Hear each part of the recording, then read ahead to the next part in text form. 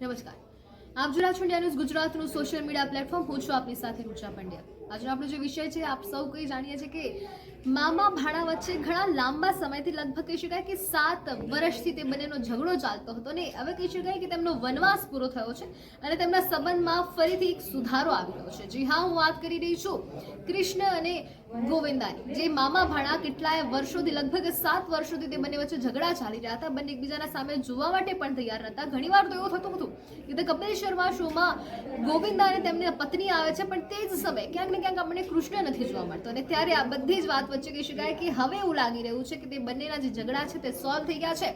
7 વર્ષનું વનવાસ છે તે પૂરું થઈ ગયું છે અને હવે મામા ભાણાનો સંબંધ સારો થઈ ગયો છે. હું શા માટે કહી રહ્યું છું? કારણ કે હું નથી કહી રહી, આ પોતે ગોવિંદા કહી રહ્યા છે, કૃષ્ણ કહી રહ્યા છે ને ગોવિંદાની દીકરી ટીનાનું પણ આવું સેમ કહેવું છે. હું બધી જ વાત તમને ખુલીને કહેવા માંગીશ.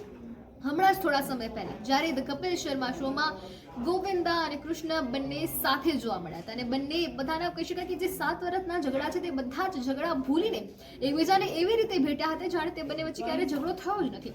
અને આ બધી જ વાતમાં જે ગોવિંદા છે તેની દીકરીનું પણ ખાસ એવું કહેવું છે. તેમને પણ એક ખાસ ઇન્ટરવ્યુમાં વાત કરતા કહ્યું છે કે હા, પહેલાના સમયમાં એવું હતું કે ઘણા ટોક્સિક રિલેશન થઈ ગયા હતા અને હું પોતે એમાં પડવા નથી માંગતી અને હું અત્યારે પણ તે વાત માટે ખાસ વાત કરવા નથી માંગતી. પણ હા, અત્યારે સંબંધ સારા છે ને હવે આ વાત વારંવાર કરવાની કોઈ જરૂર નથી ને મને જરૂર લાગતી પણ નથી તેવું ગોવિંદાની દીકરી ટીનાનું કહેવું છે.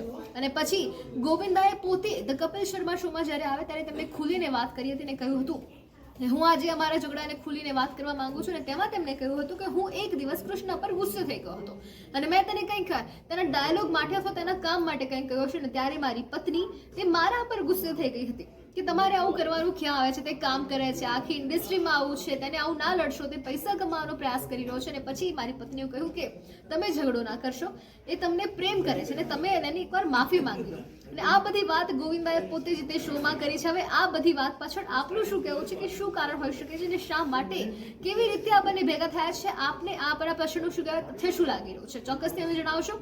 અપડેટ કેવી લાગી તે પણ અમને ચોક્કસથી જણાવશો અને આવી અનેક એવી અપડેટ માટે પણ અમારી સાથે જોડાયેલા રહેશો. આભાર.